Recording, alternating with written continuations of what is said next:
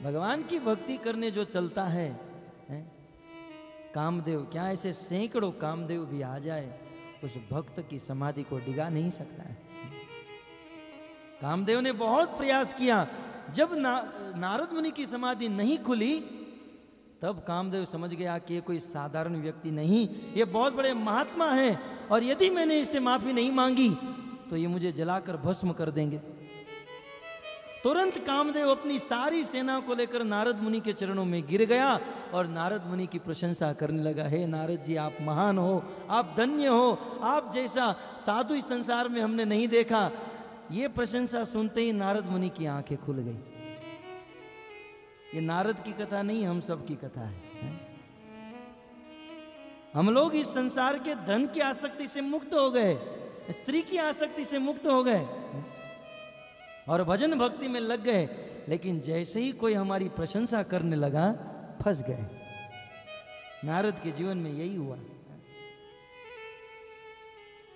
कामदेव के प्रभाव से वो नहीं डिगे, परंतु प्रशंसा सुनकर नारद मुनि डिग गए।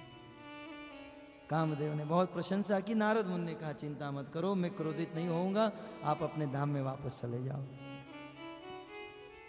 कामदेव को झुका हुआ देखकर नारद मुनि के हृदय में अभिमान आ गया और सीधे गए कैलाश में शिव जी के पास।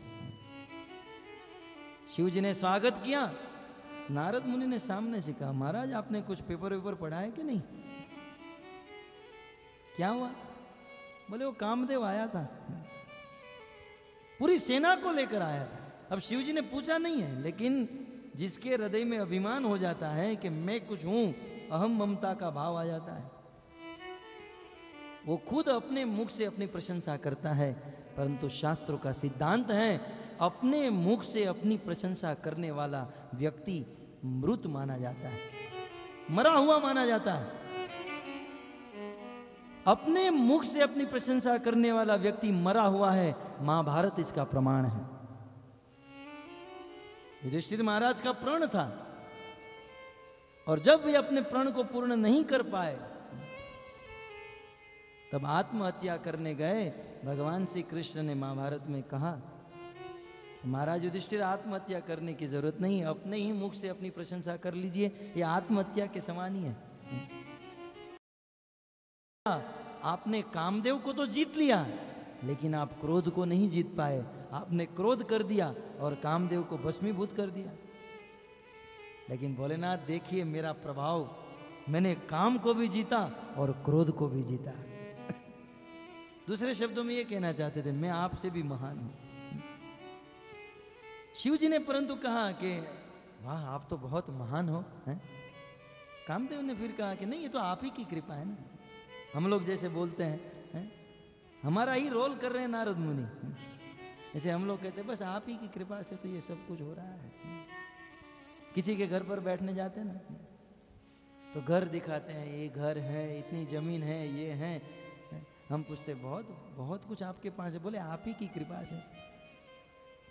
यदि आप मानते हो कि हमारी कृपा से ये है, तो सब कुछ मंदिर में दान में दे दो, चलो। नहीं दे पाएंगे, बस केवल मुंह से बोलते हैं आपकी कृपा, हृदय में ये बात नहीं है। कहते हैं प्रभु की कृपा। प्रभु की कृपा है तो दो प्रभु को। 10 रुपया भी देने में नानी मर जाती है। केवल वेद मुखे मानी, बस मुंह से चला लेना है आपकी कृपा, आपकी कृपा। आज का मनुष्य बहुत बुद्धिमान हो गया है। बाहर से बोलता है आपकी कृपा, मुझे मेरी प्रशंसा अच्छी नहीं लगती है, अंदर से तो आनंद होता है कि और मेरी प्रशंसा हो। शिव जी ने कहा कि आप तो महान हो। बोले आप ही की कृपा है। परंतु शिव जी ने एक बहुत सुंदर सलाह दी कि देवर्षि नारद, आपने जो बात मुझे बताई, अब आज के बाद ये बात किसी को भी मत बताना, क्योंकि ये आत्मवंचना है, ये ठीक नहीं है। और भगवान श्री विष्णु को तो बताना ही मत। अवसर छिड़ने पर भी विष्णु के सामने ये बात मत कहना। अब जिसके हृदय में अहम ममता का भाव, अभिमान आ जाता है, वो तो बिल्कुल उल्टा ही सोचता है। नारद जी मन ही मन में सोचने लगे कि ये शिव जी मुझसे जलते हैं। मेरा नाम त्रिभुवन में फैल रहा है और इससे जलन हो रही है, इसलिए मेरे नाम का प्रचार नहीं होने देना चाहते हैं। शिव जी की बात को ध्यान में नहीं रखा और नारद मुनि ब्रह्मलोक में चले गए। और ब्रह्मलोक में जिन जिन को रास्ते में मिलते, पेपर पढ़ा आपने? आपने पेपर नहीं पढ़ा? कामदेव आया था, जितने लोगों को मिलते बस वही बात। और अंत में ये भी कहते जाते थे ये तो सब भगवान की कृपा है। एक दिन की बात, नारद मुनि घूमते घूमते भगवान श्री विष्णु के पास वैकुंठ में गए। और वैकुंठ में जाकर शिव जी ने कहा था लेकिन ध्यान नहीं दिया। भगवान विष्णु ने नारद मुनि का स्वागत किया, आसन के ऊपर विराजमान कराया, बात चलने लगी। और भगवान तो बोलने में बहुत एक्सपर्ट है। नारद जी आप तो महान हो, धन्य हो। नारद जी ने कहा प्रभु आपने पेपर यहाँ पेपर आता है कि नहीं? क्या यहाँ तो पेपर नहीं आता है, क्या हुआ बताओ? बोले वो कामदेव आया था। क्या भगवान नहीं जानते थे? वेदा हम समतीतानी, तीनों काल में रहने वाले समस्त जीवों के बारे में है। भगवत गीता में क्या कहते हैं कि अर्जुन वेदा हम समतीतानी वर्तमानानि च अर्जुन भविष्यानि च भूतानि माम तो वेद न कश्चन। इस पृथ्वी पर रहने वाले समस्त जीवों के भूत भविष्य और वर्तमान, ये सब के बारे में मैं जानता हूं। यद्यपि मैं अकेला हूं और अकेला होकर सृष्टि के सभी जीवों के भूत भविष्य वर्तमान के बारे में जानता हूं, परंतु अर्जुन दुर्भाग्य है कि सृष्टि के सभी जीव मिलकर भी मुझे एक कृष्ण के बारे में पूरा पूरा नहीं जान पाते हैं। दुर्भाग्य। आज नारद मुनि का ज्ञान भी विफल हुआ और भगवान के सामने अपनी बड़ाई कर दी कि मैंने कामदेव को हरा दिया और क्रोध भी नहीं आया, सब आपकी कृपा से। भगवान विष्णु समझ गए कि मेरे भक्त के हृदय में अहम अभिमान का भाव आ गया है। परंतु भगवान तो अपने भक्त के स्वामी है ना। कभी कभी अनजाने में किसी भक्त में ऐसा कलमश, ऐसा दोष उत्पन्न हो भी जाए, भगवान कृपा करके अपने भक्त से इस दोष को निकाल देते हैं। भगवान ने सोच लिया कि नारद जी में आज एक दोष आया है, यह दोष को मुझे कैसे भी करके निकालना है। भगवान से प्रणाम करके नारद मुनि वहां से निकले। आकाश के मार्ग से आ रहे थे, बीच में नारद मुनि ने एक बहुत सुंदर नगरी को देखा। सुंदर नगरी को देखकर नारद मुनि को लगा कि यहाँ पर कुछ फेस्टिवल है। नारद मुनि उस नगरी में प्रवेश किए, उस नगरी के राजा के राज्य में गए। राजा ने नारद जी का स्वागत किया। ये सारी भगवान की माया थी। परंतु उस राजा ने नारद जी का स्वागत किया, उनके चरण पखारे, आसन पर बिठाया और राजा ने कहा कि मेरी एक पुत्री है, उसका कल स्वयंवर होने जा रहा है। तो हे नारद जी आप मेरी कन्या को आशीर्वाद दीजिए। क्या नाम है? नारद जी ने पूछा। उनका नाम विश्व सुंदरी है और वास्तव में थी विश्व सुंदरी है, मिस यूनिवर्स। नारद उस राजा ने अपनी पुत्री कन्या को बुलाया और कहा कि महाराज के चरणों को प्रणाम करो। कन्या ने प्रणाम किया। राजा ने कहा आप आशीर्वाद दीजिए, कल इसका विवाह अच्छे राजकुमार के साथ हो जाए। नारद जी ने कहा किसी से नहीं, मेरे से ही होने वाला है। पिघल गए। अखंड ब्रह्मचर्य व्रत का धारण करने वाले नारद के अंदर यह दोष आया। नारद जी के मन में इच्छा हुई कि अब मैं इसे शादी कर लूं, लेकिन शादी कर लूं मैं तो फक्कड़ बाबा, न तो अच्छे बाल है, न अच्छा रूप है, न पैसा, न धन संपत्ति, मेरे से शादी। अब वो प्रणाम कर रही हैं, वो आशीर्वाद मांग रहे हो, नारद मुनि मन ही मन में प्लान बना रहे हैं कि इससे मेरी शादी कैसे होगी। तब नारद जी ने उस राजा को कहा मुझे बहुत काम बाकी है, मुझे जाना होगा। तुरंत नारद जी वहां से निकल गए, परंतु अब प्लान बना रहे, करे क्या। बस 12 घंटे के बाद विश्व सुंदरी का स्वयंवर है और यदि मैं भगवान के पास जाऊं तो भगवान का वैकुंठ भी दूर है और मुझे सुंदर बनना है, रूप चाहिए। उस समय नारद जी ने भगवान विष्णु को याद किया, हे प्रभु, प्रभु ये नारद आपको याद कर रहा है, आप मेरे सामने प्रकट हो जाइए। भगवान विष्णु प्रकट हुए, बोले नारद क्या चाहिए? नारद जी ने कहा प्रभु शिव जी ने भी शादी कर ली, आपने भी शादी कर ली, सब लोग गृहस्थ जीवन बिता रहे हैं, तो मुझे भी ऐसा हो रहा है कि मेरे भी छोटे छोटे बच्चे हो, वो भी छोटी छोटी वीणा लेकर मेरे साथ घूमते रहे। और उसमें गलती क्या है? गृहस्थ जीवन बिताना उसमें क्या? भगवान तो सब समझ ही रहे थे। हाँ तो नारद क्या चाहिए बोलो? बोले प्रभु ऐसा रूप दे दीजिए कि कल विश्व सुंदरी की वह वरमाला मेरे गले में ही आए। आप तो रूप देने में समर्थ हो, आप तो समस्त रूप के निदान हो। तो भगवान विष्णु ने कहा नारद मुनि आपका जिसमें भला होगा वैसा ही मैं करूंगा। तथास्तु कह के भगवान विष्णु चले गए और नारद मुनि को लगा मुझे बहुत सुंदर रूप प्राप्त हो गया। दूसरे दिन 12 घंटे के बाद स्वयंवर में नारद मुनि बड़े उत्साह से मन में भगवान विष्णु के ऊपर पूरा भरोसा था कि रात दिन इतनी मेहनत इतनी भक्ति करता हूं, भगवान ने तो मुझे रूप दे ही दिया होगा। तो बिल्कुल बिंदास्त राजा की तरह नारद मुनि राजाओं की अनेकों कतार लगी हुई थी, उस एक कतार में जाकर आगे फ्रंट में ही बैठ गए।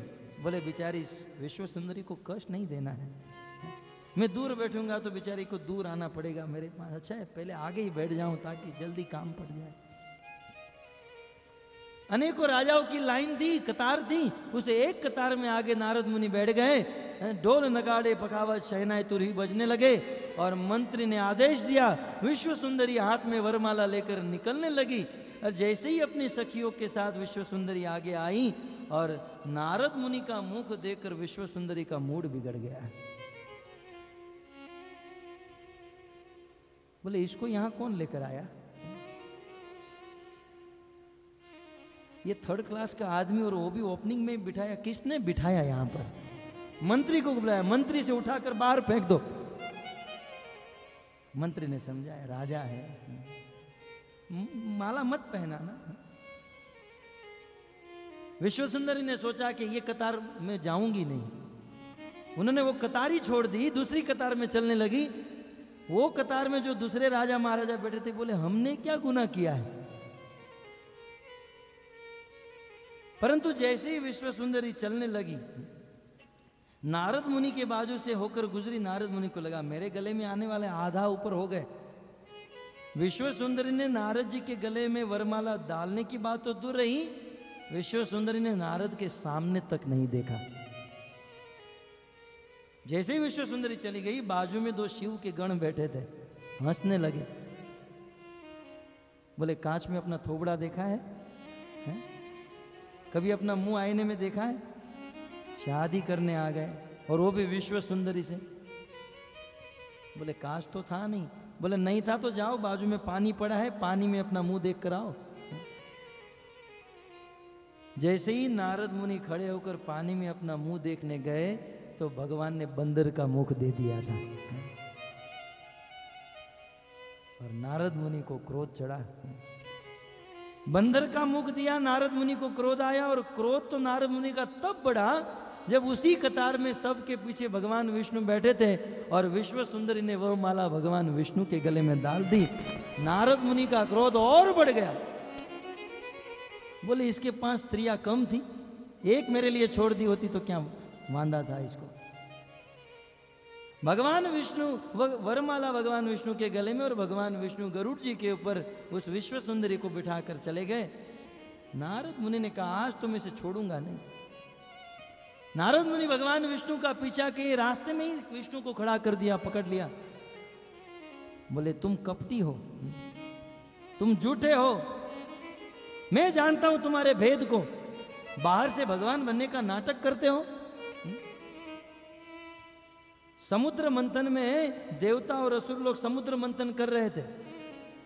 कौस्तुभ मणि लिया तो आपने रख लिया, शंख आपने रखा, धनुष आपने रखा, और जब विष निकला तो बेचारे भोलेनाथ को पिला दिया।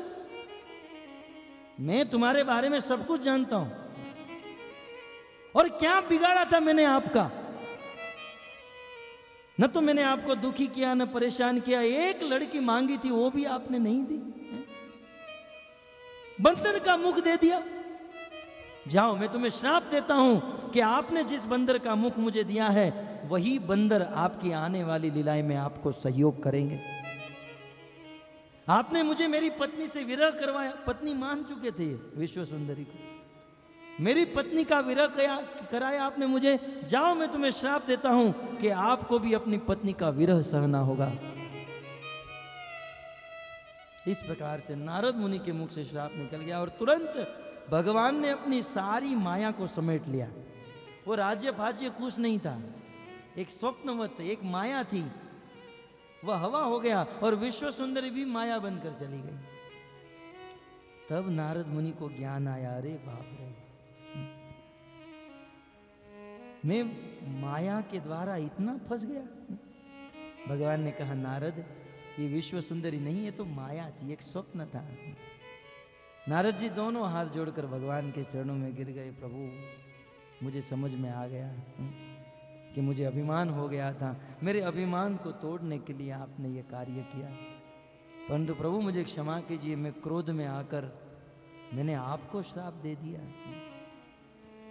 तब भगवान ने नारद को कहा, नारद आपके हृदय में कभी क्रोध आ नहीं सकता है, परंतु मैं तो संसार के लोगों को दिखाना चाहता था कि यदि कोई भक्ति की कितनी भी उच्चतर सीमा में हो, परंतु यदि अभिमान आ गया तो अभिमान आया हुआ व्यक्ति भक्ति के उच्चतर सीमा से भी गिर सकता है। आपके आचरण से, आपके माध्यम से मैंने जगत को उपदेश दिया, अन्यथा आपके हृदय में ये सब भाव, ये सब काम क्रोध कभी संभव नहीं। ये तो मेरी इच्छा थी और मेरी इच्छा से आपके हृदय में यह क्रोध और यह भावना आई जगत को उपदेश देने के लिए। वही बात आज महाराज परीक्षित सोच रहे हैं कि नारद जी कभी किसी पर क्रोध नहीं कर सकते हैं, क्योंकि नारद जी जैसे संत इस संसार में कोई हो नहीं सकते हैं।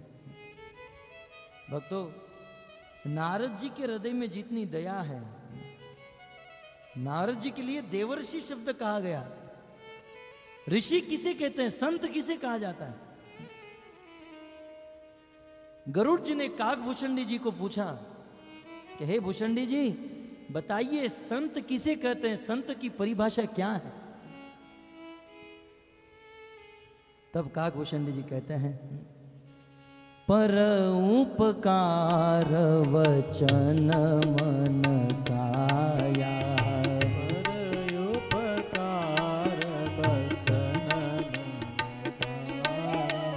पर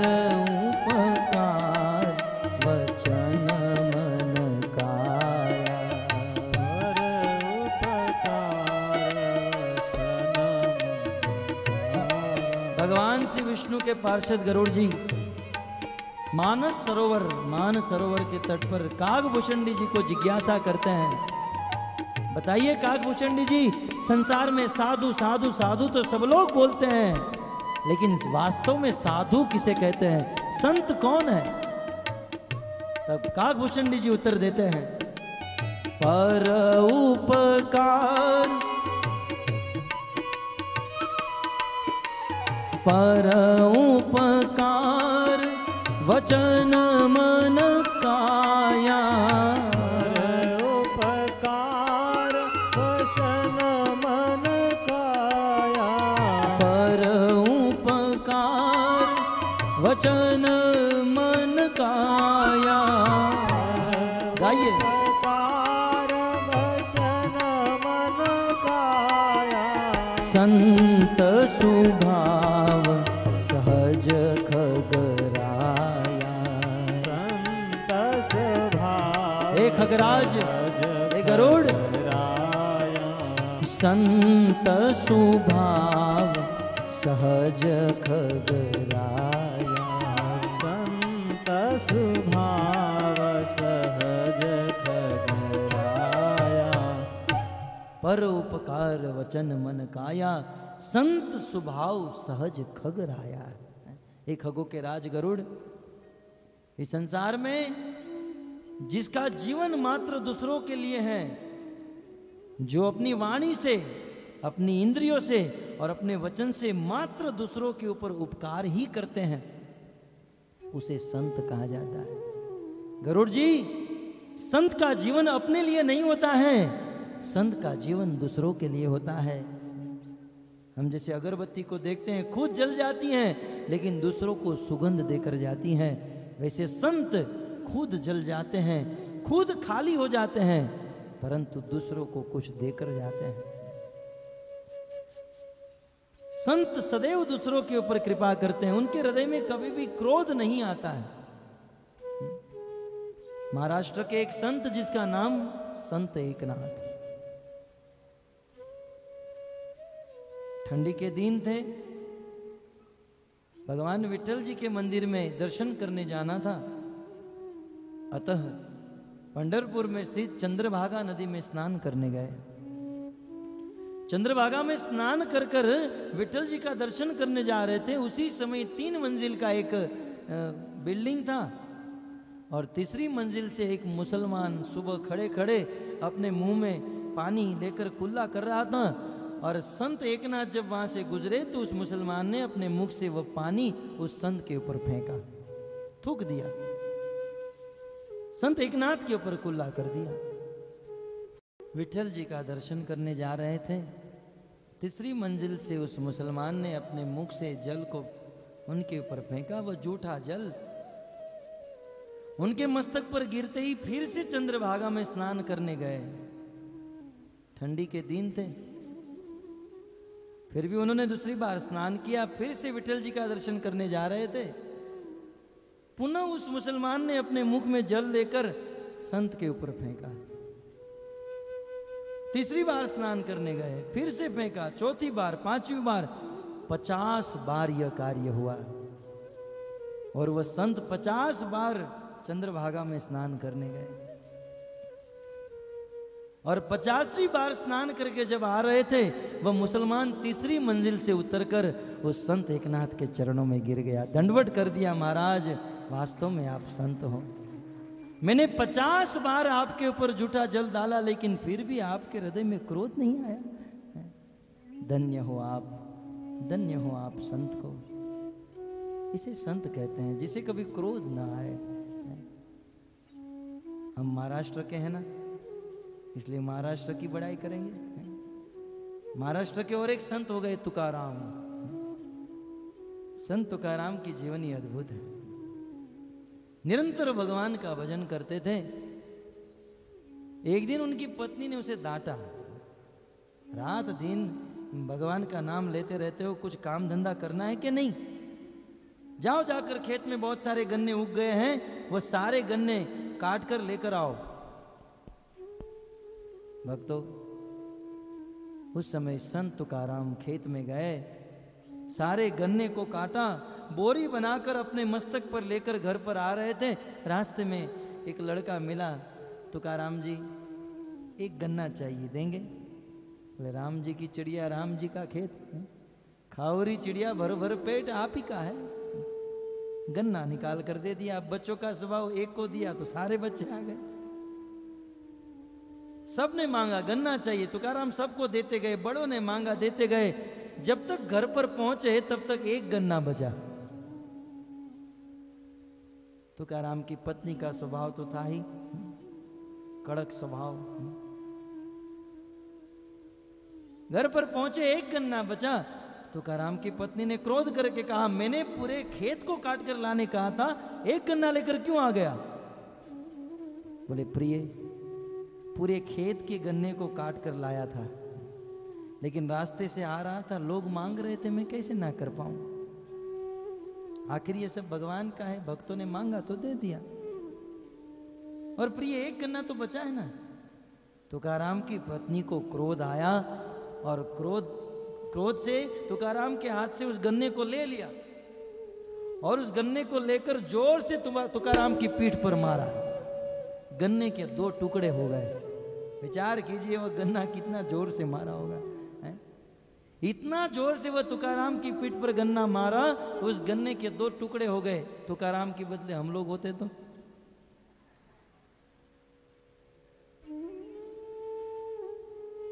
खैर परंतु धन्य है वह संत। उस तुकाराम ने इतना ही कहा, प्रिय भगवान कितना मेहरबान है हम पर। भगवान की कृपा तो देखिए कि एक गन्ना था, भगवान की कृपा से 2 गन्ना हो गया, एक तुम खाओ एक मैं खाऊं और भगवान का नाम लो। ये है संत, ये है साधु का स्वभाव, जो कभी भी किसी के ऊपर क्रोध नहीं करते हैं। तो फिर देवर्षि नारद दूसरों के ऊपर क्रोध करिए कैसे संभव हो सकता है। अतः कथ्यताम भगवान एतत् तयो शापस्य कारणम यतो विगर्हितम कर्म। निश्चित उन कुबेर के पुत्र ने कुछ गलत काम किया होगा, इसीलिए नारद जी ने शाप दिया होगा, अन्यथा नारद जी कभी क्रोध नहीं कर सकते हैं। हे भगवंत, हे सुखदेव गोस्वामी, आप मुझे विस्तार से बताइए नारद मुनि के श्राप देने का कारण क्या था।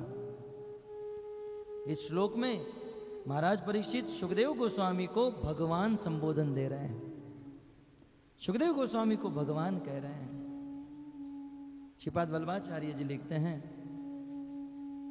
कि जैसे भगवान श्री कृष्ण ने यमलार्जुन का उद्धार करके यमलार्जुन को सुखी कर दिया, वैसे हे सुखदेव गोस्वामी आप मुझे यमलार्जुन की कथा सुनाकर सुखी कर दीजिए और मेरा उद्धार कर दीजिए।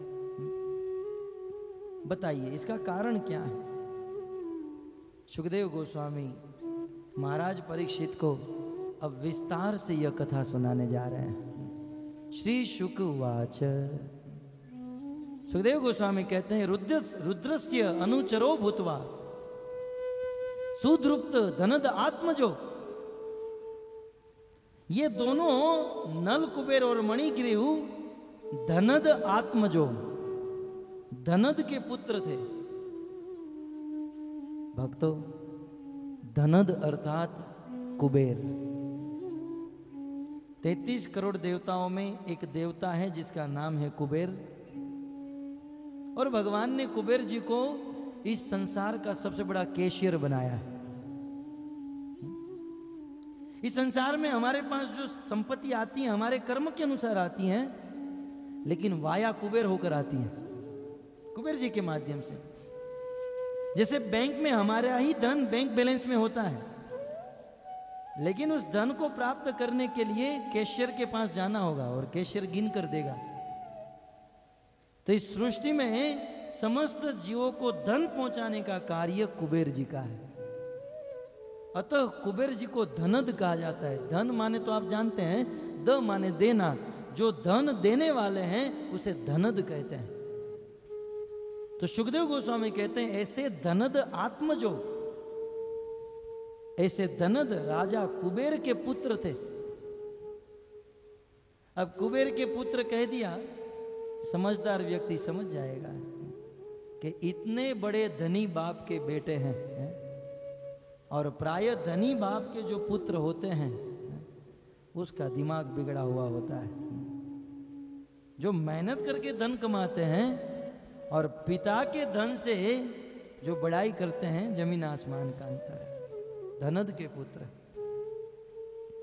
एक तो धनद के पुत्र हैं, इतने बड़े पिता के पुत्र होने का अभिमान, और दूसरा रुद्रस्य अनुचरो भूत्वा, और दूसरा शिव जी ने इन पर कृपा की और अपना अनुचर बना लिया। शिव जी को यहां पर रुद्र कहा गया है। मगर तो शिव जी के बहुत सारे नाम हैं, शंभु, शिव,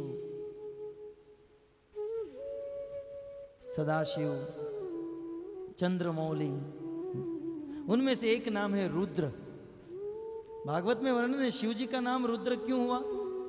अनेक आचार्यगण अलग अलग अर्थ बताते हैं। एक आचार्य कहते हैं क्योंकि शिव जी का जब जन्म हुआ तब वे रोते रोते जन्म लिए थे। ब्रह्मा जी को क्रोध आया और ब्रह्मा जी की भ्रिकुटी से एक बालक उत्पन्न हुआ, और वो बालक रोते रोते जन्म लिए, इसलिए उस बालक का नाम रुद्र रखा गया। रुद्र का दूसरा अर्थ है, रुद्र अर्थात भव रोग को मिटाने वाला। जो भव रोग को मिटा दे उसे रुद्र कहा जाता है। तो कहते हैं ऐसे रुद्र शिव जी जैसे महान व्यक्ति के अनुचर, अनुचर माने सेक्रेटरी थे। कभी कभी गुजराती में कहावत है ना, चा करता किटली वधारे गरम होय। अभी तो गुजराती लोग ही समझ पाएंगे। शिव जी को इतना धन का मद नहीं था, लेकिन शिव जी के सेक्रेटरी बनकर इनको इतना मद चढ़ गया, आगे ये बात आएगी। शिव जी का तो चरित्र आप देखिए। शिव जी हम गृहस्थों के लिए एक उपाध्याय पात्र है, एक आदरणीय, एक आचरणीय पात्र है।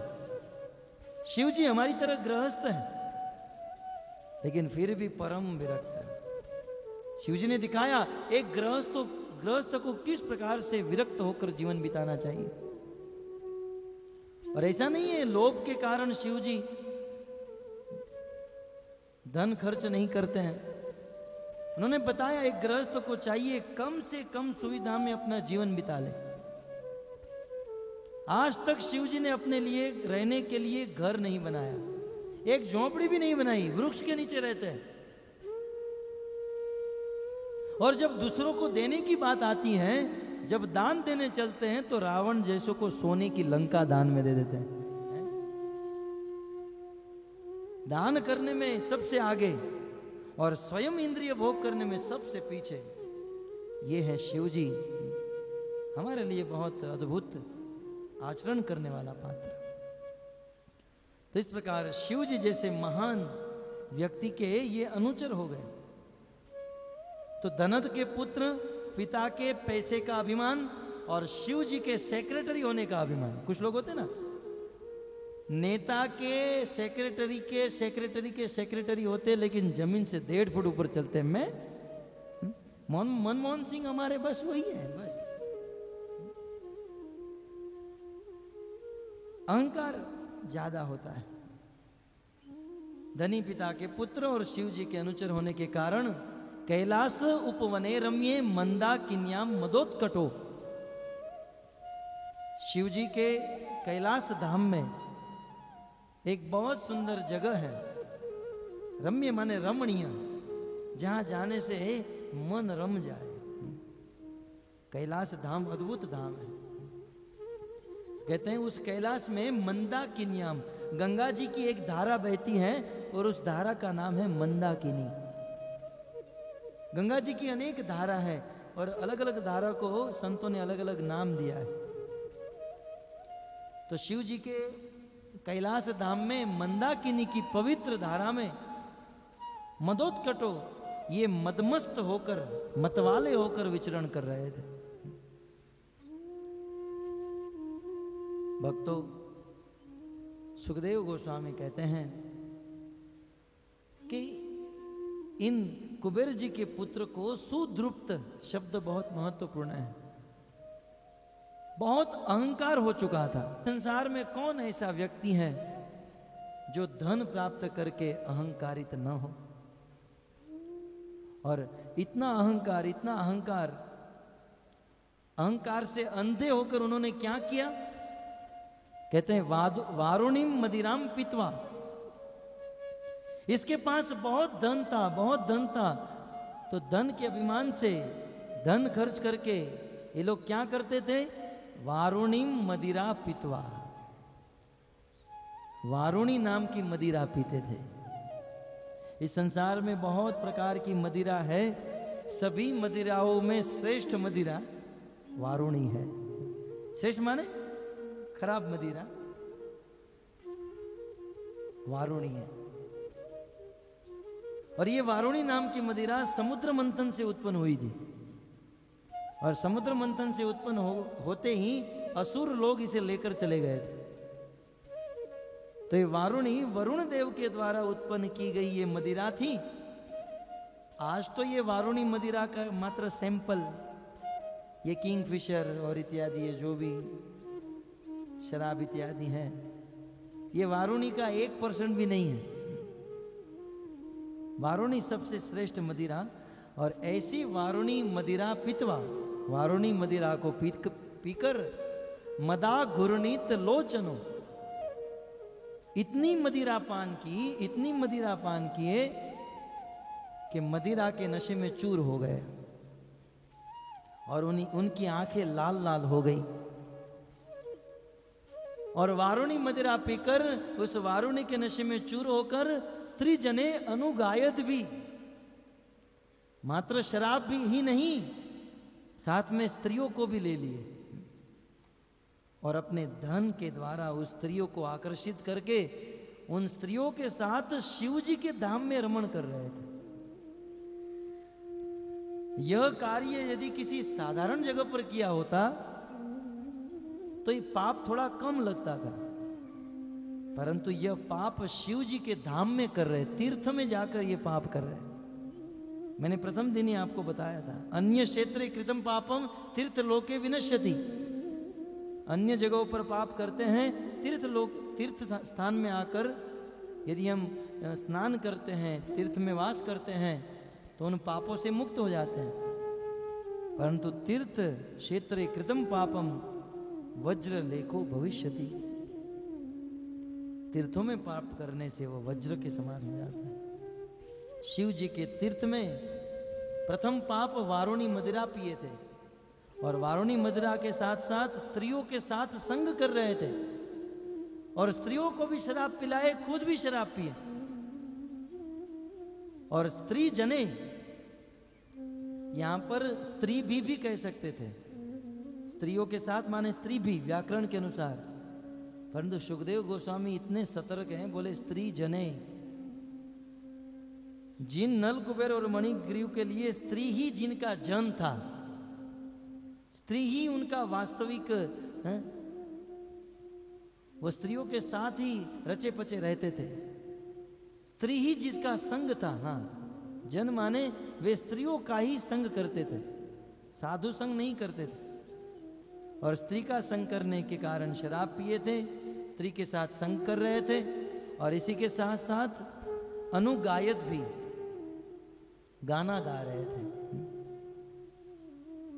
ये स्त्रियों के लिए गाना गा रहे थे कि तुम बहुत अच्छी लग रही हो, हैं, तुम्हारी आंखें अच्छी हैं, कान अच्छा है, बाल अच्छा है।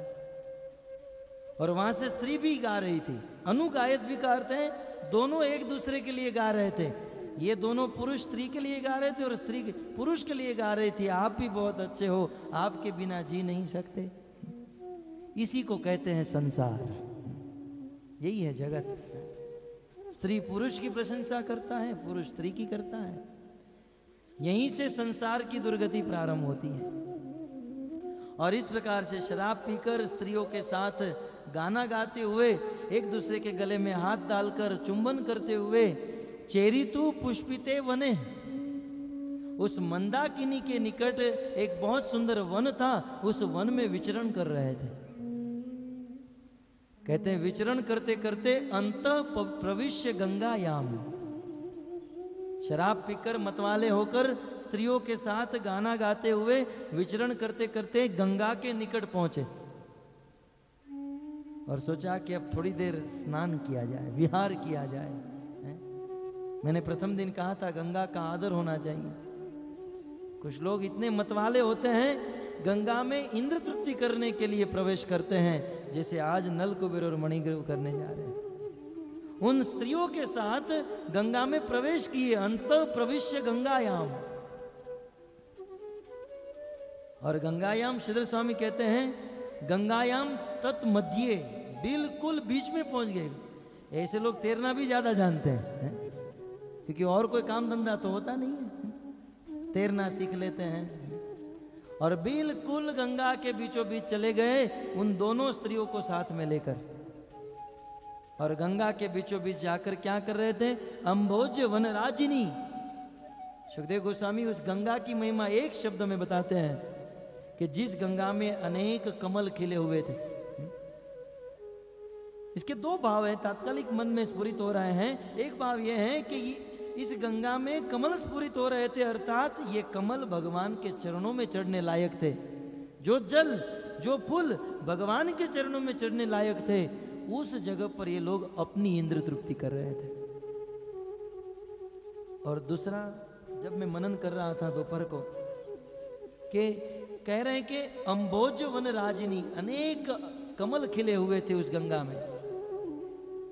तो बहुत बहुत मनन करने पर यह बात पता लगती है कि वह धारा बिल्कुल शांत होगी, क्योंकि जो प्रचंड वेग से बहने वाली धारा होती हैं वहां कमल नहीं खिलते। कमल तो शांत जल में ही खिले जाते हैं, है ना। अर्थात मंदाकिनी की धारा एक मोड़ लेकर किसी शांत सरोवर, शांत नदी ये बनी रही होगी, और उस शांत जल में जाकर ये लोग विहार कर रहे थे।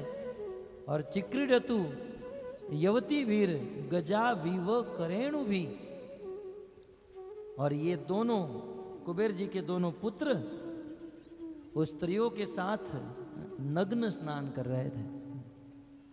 स्त्रियों ने भी अपने सारे वस्त्र किनारे पर छोड़ दिए, और यह दोनों ने अपने सारे वस्त्र किनारे पर छोड़ दिए, और पवित्र गंगा नदी में वह दोनों स्त्री, दोनों पुरुष नग्न होकर बीच गंगा में स्नान कर रहे हैं। किस प्रकार?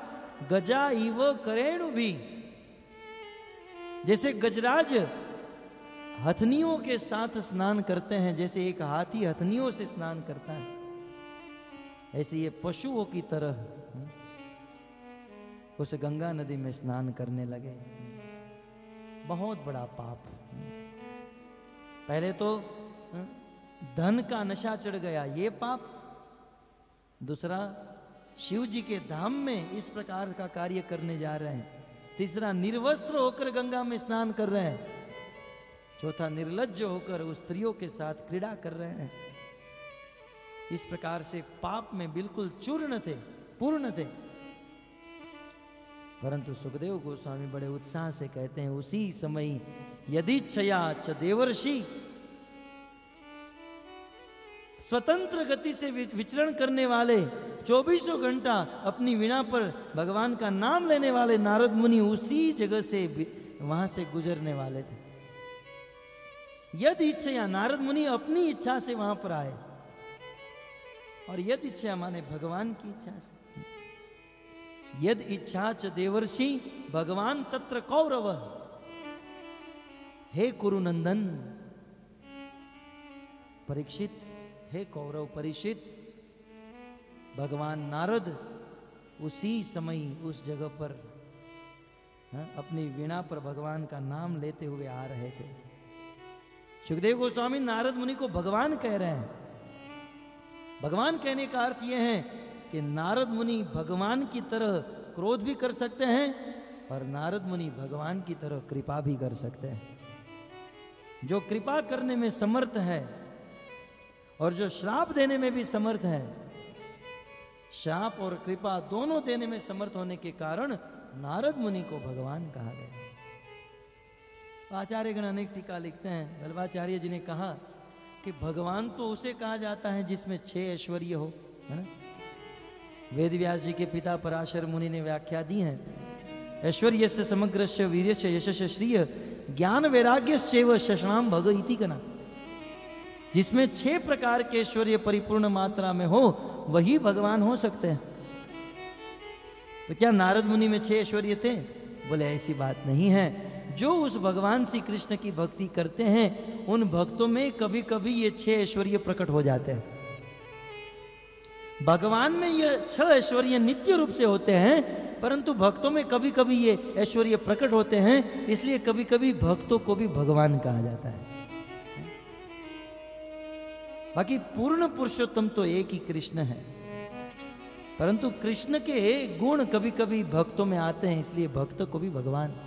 इसलिए कहते हैं देवर्षि नारद भगवान तत्र कौरव, भगवान नारद वहां पर पधारे। अपश्यत नारदो देवो शिवाणो समबुद्ध्यत।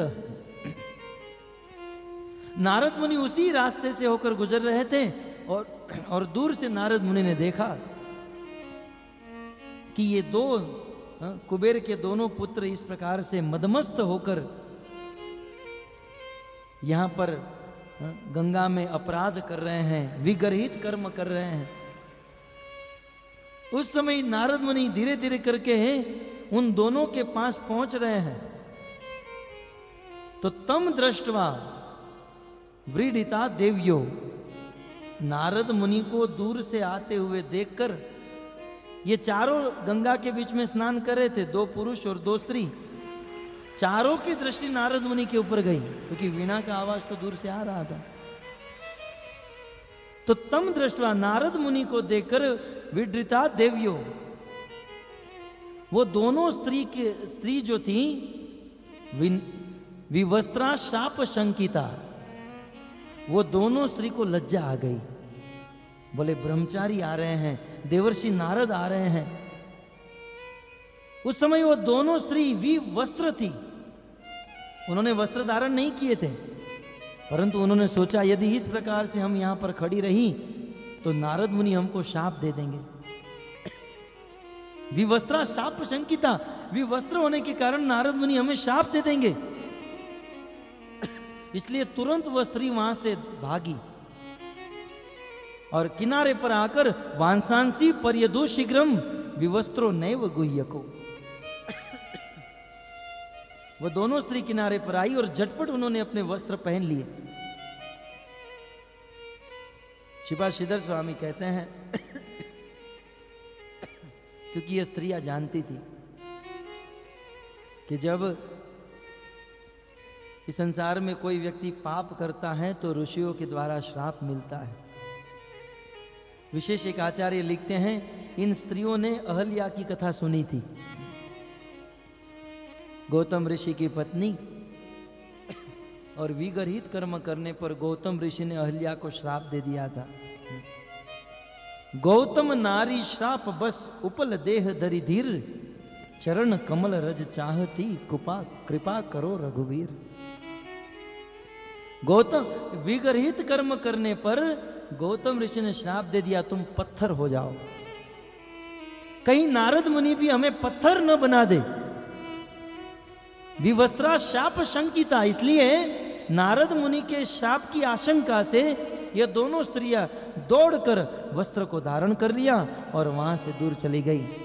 लेकिन दुख के साथ सुखदेव गोस्वामी कहते हैं, विवस्त्रो नैव गुह्यको, स्त्रियों को लज्जा आई, वस्त्र धारण कर लिए, लेकिन कुबेर जी के उस दोनों पुत्रों को लज्जा नहीं आई। इतने कठोर थे, इतने मदमस्त थे कि नारद मुनि को देखकर भी जड़ की तरह वहां पर खड़े रहे। नारद मुनि बिल्कुल निकट पहुंच गए, स्त्रियां चली गई। तो दृष्टवा मदिरा मत्तो, उस मदिरा पीकर मत नारद मुनि ने कुबेर के पुत्रों को देखा और जान लिया, श्रीमदांधो सुरात्मनो, आज ये दोनों को श्री का मत चढ़ा है, धन का मत चढ़ा है, और साथ ही साथ सुरा शराब का नशा चढ़ा है। श्रीमदांधो, आज ये दोनों धन के अभिमान के कारण अंधे हो चुके हैं, और सुरात्मनो, शराब के नशे में अंधे हो चुके हैं। परंतु तयोर अनुग्रहार्थ शापम दास्यन इदम जगो, ये लोग पापी हैं, ये लोग क्या कर्म करना चाहिए, किम कर्तव्य मूढ़ हैं। लेकिन मैं तो साधु हूं, जगत के लोग मुझे तो महात्मा कहते हैं, मैं साधु, मेरा स्वभाव कैसे बोलूं। अतः इन पापी का मैं उद्धार करूंगा। तयोर अनुग्रहार्थाय, मैं इन पर अनुग्रह करूंगा, इन पर कृपा करूंगा। मानो नारद मुनि को पूछा जाए क्या कृपा करोगे, मैं इसको श्राप दे दूंगा। श्राप देना क्या कृपा है? भक्तों, यहां पर बहुत बड़ा सिद्धांत साबित हो रहा है। श्लोक आपके सामने, ठीक से पढ़िए। सबसे पहले नारद जी क्या कहते हैं, तयोर अनुग्रहार्थाय, मैं इन दोनों के ऊपर अनुग्रह करूंगा, कृपा करूंगा। और किस प्रकार से कृपा करूंगा, तो कहते हैं शापम दास्य, शाप देकर। इसका अर्थ है इस संसार के महान महान लोग या संसार के महात्मा या गुरु जब किसी के ऊपर कृपा करते हैं तो श्राप देकर या क्रोध करके कृपा करते हैं। इस संसार में जब किसी गुरु का अपने शिष्य पर क्रोध हो, किसी वरिष्ठ वैष्णव का क्रोध हो, तब समझना चाहिए कि यह वैष्णव, यह गुरु हम पर कृपा कर रहे हैं। देखिए, नारद मुनि ने तुरंत सोच लिया कि मैं कृपा करूंगा, लेकिन मेरी कृपा से इनका उद्धार नहीं होगा, तो मुझे इसको श्राप देना पड़ेगा। और श्राप के द्वारा इन पर कभी कभी रोगी का रोग इतना बढ़ जाता है कि डॉक्टर को उसका ऑपरेशन करना पड़ता है। कुछ रोगी ऐसे होते हैं कि थोड़ी सी दवाई से ठीक हो जाते हैं, तो कुछ शिष्य ऐसे होते हैं, कुछ लोग ऐसे होते हैं कि थोड़ा सा आशीर्वाद देने से ठीक हो, तो भक्ति में लग जाते हैं। कुछ रोगी ऐसे होते हैं, इंजेक्शन देना पड़ता है, थोड़ा उसको बताना पड़ता है। परंतु कुछ रोगी ऐसे होते हैं, उसका ऑपरेशन करना पड़ता है। नारद मुनि ने देख लिया ये बहुत बड़े रोगी है, इसको ऑपरेशन किए बिना चलेगा नहीं। तुरंत नारद मुनि सोच लिए, इस संसार में जब कोई डॉक्टर, मान लो किसी का पांव सड़ जाए, जब पांव सड़ जाता है तो पूरे शरीर को अच्छा रखने के लिए डॉक्टर उसके पांव को काट देते हैं। इसका अर्थ ये नहीं कि डॉक्टर उसके ऊपर क्रोध कर रहे हैं, डॉक्टर को बहुत ईर्ष्या है, शत्रुता है, नहीं। डॉक्टर उस मरीज का पांव काटता है तो डॉक्टर की बहुत बड़ी कृपा है, कृपा के वशीभूत होकर उस मरीज के पांव को काटता है। ठीक उसी प्रकार आज नारद मुनि नल कुबेर मणिगुरु को शाप देने जा रहे हैं। ये नारद मुनि की बहुत बड़ी कृपा है, न तो नारद जी का क्रोध है, क्रोध नहीं, ये तो कृपा है। और इस बात को अहल्या ने स्वीकार किया है। अहल्या के सामने जब भगवान श्री रामचंद्र आए, जब विश्वामित्र जी ने कहा कि हे राम, हे राघव, रघुवीर, आप जाओ और इस पत्थर के ऊपर अपना चरण रखो। जैसे ही भगवान श्री रामचंद्र ने उस पत्थर के ऊपर चरण रखा, वह चरण रखते ही वह अहल्या प्रकाश पुंज के रूप में प्रकट हो गई। हजारों हजारों वर्षों से जो पत्थर बनकर पड़ी थी, भगवान के चरण को स्पर्श होकर अहल्या बहुत सुंदर रूप धारण कर लिया। और भगवान को स्तुति करते समय अहल्या ने कहा है कि हे प्रभु, प्रभु, जब मेरे पति ने, गौतम ऋषि ने मुझे श्राप दिया, तब मुझे ऐसा लगा था कि मेरे पति ने मुझ पर बहुत गलत जुल्म किया, मेरे पति ने मुझ पर क्रोध करके बहुत गलत काम किया।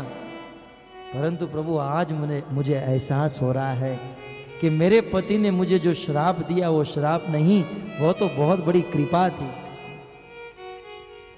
क्योंकि यदि मेरे पति ने मुझे श्राप नहीं दिया होता तो करोड़ों करोड़ों जन्मों के बाद भी आपका दर्शन न होता। धन्य है मेरे पति का श्राप, जिसके कारण आपका दर्शन हो गया, आपके चरण की रज प्राप्त हो।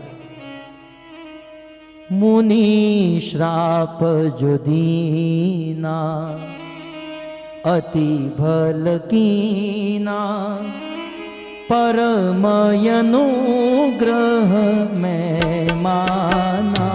मुनि श्राप जो दीना, अति फल कीना, परम अनुग्रह में माना। मुनि श्राप जो दीना, अति भल कीना, परम अनुग्रह में माना। मुनि श्राप जो दीना, अति फल कीना, परम अनुग्रह में माना। संसार में जब बड़े बड़े ऋषि, संत, महात्मा क्रोध करते हैं तो उनके क्रोध में भी अनुग्रह छिपा होता है। जब कोई साधु महात्मा क्रोध करते हैं, उनके क्रोध में कृपा छिपी होती है। और भक्तों, इस संसार में कोई भक्त, कोई साधु, कोई गुरु उसी व्यक्ति के ऊपर क्रोध करते हैं जिसको अपना मानते हैं। पराये के ऊपर कौन क्रोध करता है? जिसे अपना मानते हैं, जो अपना है, जो निज पार्षद, निज भक्त है, उन्हीं के ऊपर तो क्रोध किया जाता है ना। तो आज नारद मुनि नल कुबेर और मणिग्रीव के ऊपर अनुग्रह करने जा रहे हैं और अनुग्रह करते हुए नारद मुनि श्राप दे रहे हैं। परंतु श्राप देते समय नारद मुनि अनेकों श्लोक मनन कर रहे हैं। अनेकों श्लोकों के द्वारा नारद मुनि मन ही मन में सोच रहे हैं। भक्तों, नारद मुनि के द्वारा मन में सोचना यह साबित करता है कि नारद मुनि के हृदय में क्रोध नहीं है, क्योंकि क्रोध होता तो तुरंत बोल दिए होते। परंतु नारद मुनि बहुत बहुत विचार करके कि 19-20 न हो जाए, गड़बड़ न हो जाए मेरे श्राप देने में, इसलिए नाप तोल कर नारद मुनि श्राप दे रहे हैं। तो नारद मुनि श्राप देते हुए अनेकों श्लोकों का वर्णन करते हैं और इस संसार के भक्ति के मार्ग में जो स्पीड ब्रेकर है, जो भक्ति के मार्ग में अवरोध है, उन सभी वस्तु का वर्णन करते हुए अनेक श्लोकों के बाद नारद मुनि श्राप देंगे। श्राप देने के बाद फिर से सुखदेव गोस्वामी अपना कैमरा गोकुल में लेकर जाएंगे। अभी सुखदेव गोस्वामी ने अपना कैमरा घुमा दिया है और गोकुल से हटाकर कैलाश के उपवन में लेकर गए हैं। वहाँ पर इस घटना को बता रहे हैं। फिर से गोकुल में लेकर जाएंगे, फिर वहाँ से भगवान श्री कृष्ण की लीला प्रारंभ होगी। किस प्रकार से नल कुबेर मणिग्रीव का उद्धार और किस प्रकार से ब्रजवासी एकत्रित होंगे और एकत्रित होकर सब लोग मीटिंग करेंगे कि वृक्ष ऑटोमेटिक कैसे गिर गए, न बिजली कड़की न धरती कंप हुआ है, इतने बड़े बड़े वृक्ष कैसे गिरे। तो ये सब कथाएं आएगी। आप सब भक्तों से निवेदन है, बड़े श्रद्धा से बड़ी उत्साह से इसे श्रवण कीजिए और अपने जीवन को धन्य कीजिए।